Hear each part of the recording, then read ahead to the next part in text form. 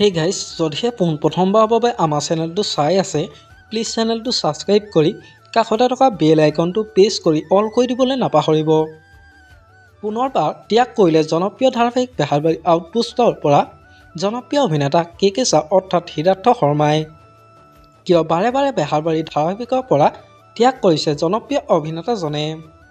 সবিশেষ জানিব পাৰিব আজি এই ভিডিঅ'টোৰ মাধ্যমেৰে, গতিকে ভিডিঅ'টো অলপো স্কিপ নকৰাকৈ শেষলৈকে চাই থাকিব বুলি আশা কৰিলোঁ।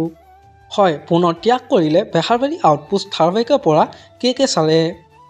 কিছুদিনৰ আগতে তেওঁ ঘূৰি আহিছিলহে আৰু কে ছাৰ বেহাৰবাৰীত ঘূৰি অহাক লৈ সকলো দৰ্শকৰে মন ভাল লাগিছিল।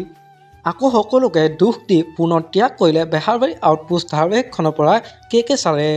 কে ছাৰে বেহাৰবাৰী আউটপোষ্ট ত্যাগ কৰা কাৰণটো হ'ল তেওঁ এখন নতুন চিনেমাৰ শ্বুটিঙৰ কামত ব্যস্ত হৈ থাকিব লগা হৈছে। সেইবাবে তেওঁক বেহাৰবাৰী আউটপোষ্ট ধাৰাবাহিকখনত মাজে মাজেহে আপোনালোকে দেখা পাব। আগৰ দৰে ৰেগুলাৰ দেখা নাপাব কে ছাৰ অৰ্থাৎ সিদ্ধাৰ্থ শৰ্মাক। আপোনালোকে বাৰু খবৰটো পাই কেনেকুৱা পালে মোক এটা কমেণ্ট কৰি জনাবচোন। আমাৰ আজি ভিডিঅ'টো আছিল ইমানেই। আজিলৈ বাই বাই।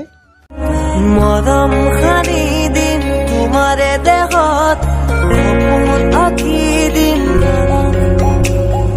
প্ৰতি পদকত, ইয়াৰে কোণত হৈ ৰম তোমাৰে দিঠত।